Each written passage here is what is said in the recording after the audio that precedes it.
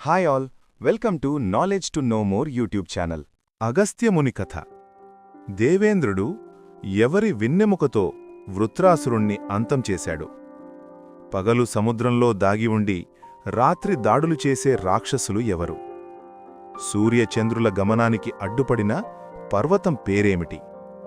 సముద్రం మొత్తం నీటిని త్రాగిన మహర్షి పేరేమిటి? ఇలాంటి మరెన్నో విషయాల్ని తెలుసుకోవాలి అంటే మీరు ఈ వీడియోని స్కిప్ చేయకుండా చూడండి. ఇలాంటి విషయాలు తెలుసుకునే ముందు వీక్షకులకు ఒక మనవి. మీలో చాలామంది ఇలాంటి వీడియోస్ని జస్ట్ చూసి వెళ్ళిపోతున్నారు. ఇలాంటి ఆసక్తికర అంశాల్ని తెలుసుకోవాలి అంటే మా ఛానల్ని సబ్స్క్రైబ్ చేసుకోండి. కంటెంట్ నచ్చినట్లయితే లైక్ చేయండి. మీరు లైక్ చేయడం వల్ల ఈ వీడియో 10 మందికి చేరుతుంది. ఇలాంటి కంటెంట్ మీద మీ అభిప్రాయాన్ని కామెంట్ల రూపంలో తెలియచేయండి. ఇక కథలోకి వెళదాం.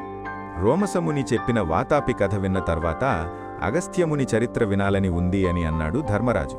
అంతట రోమసుడు అగస్త్యముని కథ చెప్పనారంభిస్తాడు. పూర్వం కృతయుగంలో వృత్రాసురుడనే రాక్షసుడు వరగర్వంతో ముల్లోకాలకు ఉపద్రవం సృష్టిస్తూ కాలకేయులతో కలిసి దేవేంద్రుణ్ణి దేవతలని నానాయాతనలకు గురిచేశాడు. అంతట దేవతలు బ్రహ్మదేవుని దగ్గరకు వెళ్లి మొరపెట్టుకున్నారు. వృత్రుణ్ణి అంతం చేసే ఉపాయం చెప్పమన్నారు. వారి మొర విని బ్రహ్మదేవుడు దధీచి వెన్నెముకతో ఆయుధం సృష్టిస్తేగాని వృత్రుని మరణం సంభవించదు, అందుకు దధీచి వద్దకెళ్లి వెన్నెముక అడగమంటాడు. దేవతల రక్షణార్థం లోక కళ్యాణానికి దధీచి ఈ మహోపకానానికి అంగీకరిస్తాడు. అంతటా అతని వెన్నెముకతో వజ్రాయుధం తయారవుతుంది. వృత్రుడు అంతరిస్తాడు, లోకం శాంతిస్తుంది. కాని అతని అనుచరగణం కాలకేయులు సముద్రంలో దాగి అల్లకల్లోలం సృష్టించారు. పగలంతా సముద్రంలో దాగి రాత్రి సమయంలో ముల్లోకాలను పీడిస్తుంటారు ఆ రాక్షసులు. వశిష్ఠముని, చ్యవన, భరద్వాజమునులు ఆశ్రమాలను సర్వం ధ్వంసం చేశారు కాలకేయులు. యజ్ఞయాగాలు, పుణ్యకర్మలు నిలిచిపోయాయి. అప్పుడు దిక్పాలకులతో కలిసి దేవేంద్రుడు వైకుంఠం వెళ్లి విష్ణువును శరణు వేడతారు.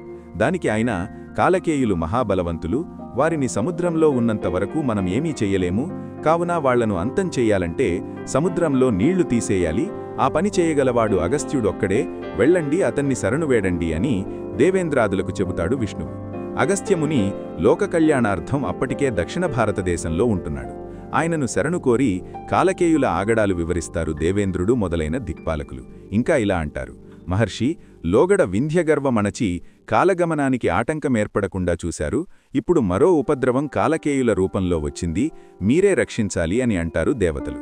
ఇది విన్న ధర్మరాజు రోమసుణ్ణి ఇలా అడుగుతాడు: మునివర్య, అగస్త్యుడు దక్షిణ భారతదేశం ఎందుకు వెళ్లవలసి వచ్చింది? దానికి రోమసుడు చిరునవ్వు నవ్వి, ఆ వృత్తాంతం వివరిస్తాను వినండి అని చెబుతాడు రోమసుడు. లోకధర్మం ప్రకారం మేరుపర్వతం చుట్టూ సూర్యుడు ప్రదక్షిణ చేస్తుంటాడు కదా, అది చూసి వింధ్యపర్వతానికి ఈర్ష్య పట్టుకుంది. లోగడ తనకున్న వరం ఉపయోగించుకొని అదే పెరగటం ప్రారంభించింది వింధ్యపర్వతం. దాని ఎత్తువల్ల సూర్యచంద్రుల గమనం దెబ్బతిని కాలచక్రం గతి తప్పిపోయింది. లోకంలో అంధకారం ఆవహించింది. పశుపక్షాదులు, మనుషులు, సర్వసృష్టి అస్తవ్యస్తమయ్యే పరిస్థితికి వచ్చింది. అప్పుడు ఇంద్రాది దిక్పాలకులు వింధ్య వద్దకు వెళ్లి నచ్చజెప్పజూస్తారు. కాని ససేమిరా అని కూర్చుంటుంది. మరో మార్గం లేక దేవేంద్రుడు దేవతలతో కలిసి అగస్త్యముని ఆశ్రమానికి వస్తారు. మహర్షి, వింధ్యపర్వతం పెరిగి సూర్యచంద్రుల గమనాలకు అంతరాయం కలిగించి మహావిపత్తుకు కారణమైంది. దీనిని పరిష్కరించగలవారు మీరొక్కరే అని విన్నవించుకున్నారు దేవతలు. ఆ శాంతం విన్న అగస్త్యముని చిరుమందహాసంతో చూశారు దేవతల వైపు.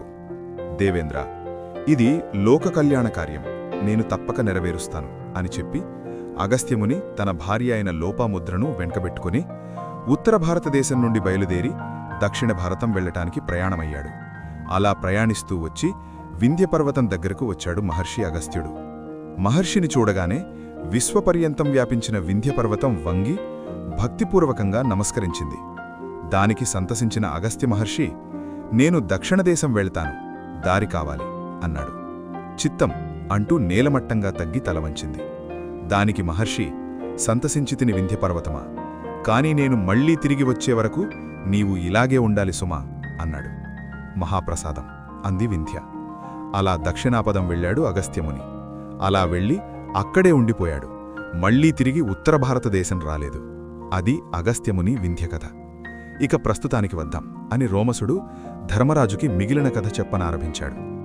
కాలకేయుల ఘోరాలు దేవతలు చెప్తుంటే విన్నాడు అగస్త్యుడు. ఈ కార్యానికి నేను ఏ విధంగా సహాయం చేయగలనో చెప్పమంటాడు అగస్త్యుడు. అంతట దేవేంద్రుడు దిక్పాలకులు, మహర్షి, మీరు సముద్రంలో నీరు తాగితే చాలు, మిగిలిన కార్యం మేము చూస్తామంటారు.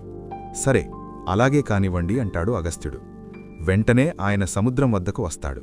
సముద్రం నొరగరు కక్కుతూ తాటిచెట్టు ఎత్తున కెరటాలతో మహాభయానకంగా ఉంది. తేరిపార చూసిన అగస్త్యుడు అభిమంత్రించి నిల్చుంటాడు. దీనిని దేవతలు ఆశ్చర్యంగా చూస్తుండగా గుటకలు వేస్తూ సముద్రం నీళ్లన్నీ తాగేశాడు అగస్త్యుడు. అంతటి మహాసముద్రం ఒక్క చుక్క నీరు కూడా మిగల్చకుండా తాగాడు మహముని అగస్త్యుడు. అంతట సముద్రంలోని సమస్త జీవరాశి కలవరపడుతూ అటూ ఇటూ పరుగులు తీసింది. వాటి వెనకనే కాలకేయులు అసలు ఏమి జరిగిందో తెలియక బయటకు వచ్చారు. కాలకేయులను చూసిన వెంటనే వారిపై దేవేంద్రుడు, దేవతలు, దేవతా సైన్యం విరుచుకుపడ్డారు. ఆ ఊహించని హఠాత్పరిణామానికి కాలకేయులు కకావీకలమైనారు. వెంటబడి మరీ నాశనం చేశారు దేవతలు. అంతటితో కాలకేయులు అంతమైనారు. లోకం శాంతించింది. ఆ తర్వాత దేవతలు, మహాత్మా, కాలకేయులను అంతమొందించాము. అంతా మీ దయవలన్నే సాధ్యమైంది. ఇక మిగిలినది సముద్రం నీటిని మళ్లీ యథాతథం నింపండి. ఆ కార్యం కూడా నిర్వర్తించండి మహర్షి అన్నారు దేవతలు. నీళ్లు నేనెక్కడ తెచ్చేది? సముద్రం నీరు నా కడుపులో ఎప్పుడూ అరిగిపోయాయి అన్నాడు. అయ్యో, గట్టి సమస్యే వచ్చిందే. ఏమిటి పరిష్కారం? ఈ సముద్రం నిండేదెలా అని ఆలోచించి బ్రహ్మ దగ్గరకు వెళ్లారు.